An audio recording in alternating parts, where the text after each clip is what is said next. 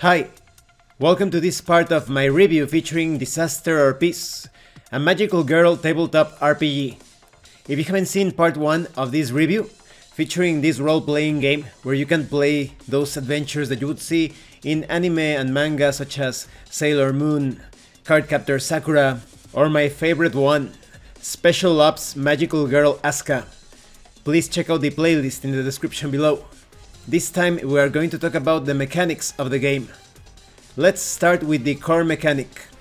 Disaster or Peace is a d6 dice pool game, where you will roll a number of d6s based on your action rating and use only the single highest result.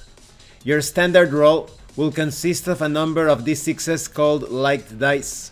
These are based on your action ratings, the assistance of your teammates, and changes in fate, all described in detail later.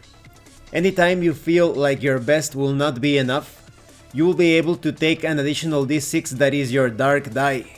If your dark die is the highest or only die rolled, you will take your result as normal, but also mark off a point on your shine tracker, leading closer to Eclipse, but more on that later. Disaster or Peace uses challenge clocks to track your progress when you're up against something that can't be resolved in a single roll, such as defeating a powerful enemy. You'll work as a team to fill these clocks and defeat the threats. Now, let's talk about when to roll. Anytime that a character undertakes a risky or uncertain action, it is time to reach for the dice and apply the action rating that makes the most sense to the player. You'll also take up dice when you need to resist harm or make a magical attack. It is perfectly fine to decide to leave something to fate and roll a d6 for a random outcome just because you want to. Now, when it comes to setting position and effect before rolling, anytime a roll is required, the Game Master will tell you your character's current position and effect. Position represents how much danger the player character is in while doing the action, while effect represents how much power the player character has in the fiction to achieve their desired outcome. Setting position and effect allows a number of different possible outcomes to spool out from a single roll. It also gives the players the power to consider their actions, because the player characters have a sense of how challenging something will be for them. There is no pass or fail, and even a bad roll will create interesting and satisfying outcomes that move the story forward. The most common position and effect are risky or standard. When in doubt, use that. Let's talk about position. When it is controlled position, the player character is in no immediate danger of serious repercussions. Things are calm and collected. If it's risky position, the player character is in immediate danger of repercussions. Things are looking dangerous. When it's desperate position, the player character is in the worst position possible and in danger of serious repercussions. Everything is a disaster, or maybe very soon. Concerning effect, when it's greater effect, the challenge is relatively easy for your player character. A 6 is treated as a crit, a 4 or 5 is treated as a 6, and a 1 to 3 is treated as a 4 or 5. So it's good news, you literally can't fail. Or it results on a +1 tick on a challenge clock. When it comes to standard effect, the challenge is equal to the character's current ability to resolve, or the normal clock progresses as under roll resolution. When it comes to limited effect, this challenge asks for more than your character's current ability to resolve. Crits are treated as a 6 instead. A 6 is treated as a 4 or a 5, and a 4 or a 5 is treated as a 1, 2 or 3. There's good news though. There is nothing lower than 1, 2 or 3 in this case. Or you get a -1 tick on challenge clock results.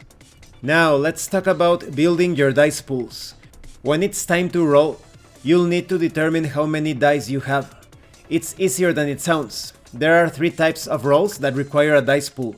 These are action rating rolls, taken when you're trying to accomplish something non-magical. Then there are resistance rolls, taken when you are in immediate danger of taking some kind of harm. And magical ability rolls, taken only when you are transformed and using your superpowers. To build your pool, you just need to understand your stats. When you roll your dice, you'll only keep the single highest result on any of the dice that you roll, unless you roll multiple sixes, which counts as a critical success. Anytime that you have 0 or negative dice to roll, you roll 2 six-sided dice and take the lower result. Now, the roll resolution outcomes are very easy to remember. If you roll 1, 2, or 3, it's a failure with an additional setback or complication, or 1 tick on the challenge clock with standard effect. If you roll a 4 or a 5, it's a partial success, or success with a complication, or 2 ticks on the challenge clock with standard effects. If you roll a 6, it's a full success, or 3 ticks on a challenge clock with standard effect. If you roll multiple 6s, it's a critical success, or success with a bonus, or 5 ticks on a challenge clock with standard effect. So as you can see, depending on your roll, you're going to be able to finish a task more efficiently and in a better way. Now let's talk about understanding your stats. When you begin, you will have 3 primary stats. These are your body, mind, and spirit that act as your resistance stats. When you transform, these also become the force, technique, and feelings that act as your magical power stats. Each individual primary stat also acts as an umbrella over 3 different action ratings. Let's talk about each of these umbrellas. You have body plus force, which covers overcome. When you overcome, you face threats head-on with strength and persistence. You also have blend. When you blend, you actively avoid notice and leave no trace. Then you have maneuver. When you maneuver, you move surely and skillfully. Then we have the mind plus technique umbrella, which covers scan. When you scan, you sift for details and notice what's concealed. You also have figure. When you figure, you analyze situations or make connections. And then there's pursue. When you pursue, you follow with care or track a target.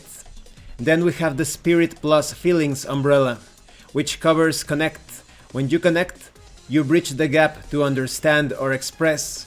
You also have conceal.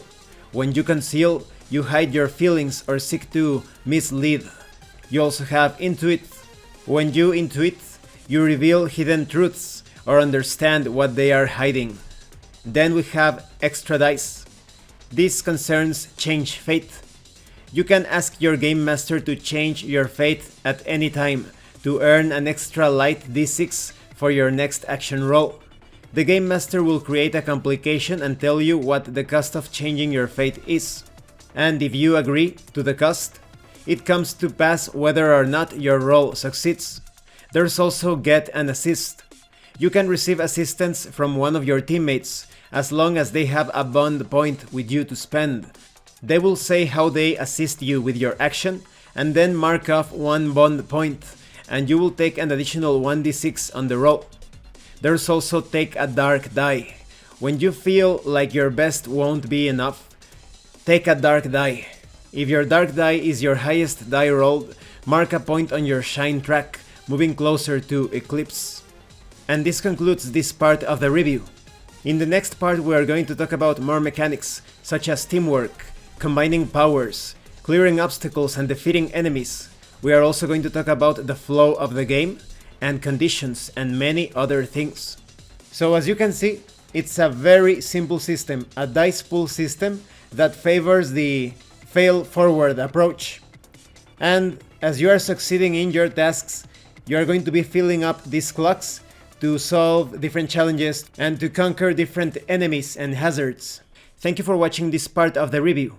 If you have any comments or questions, please let me know.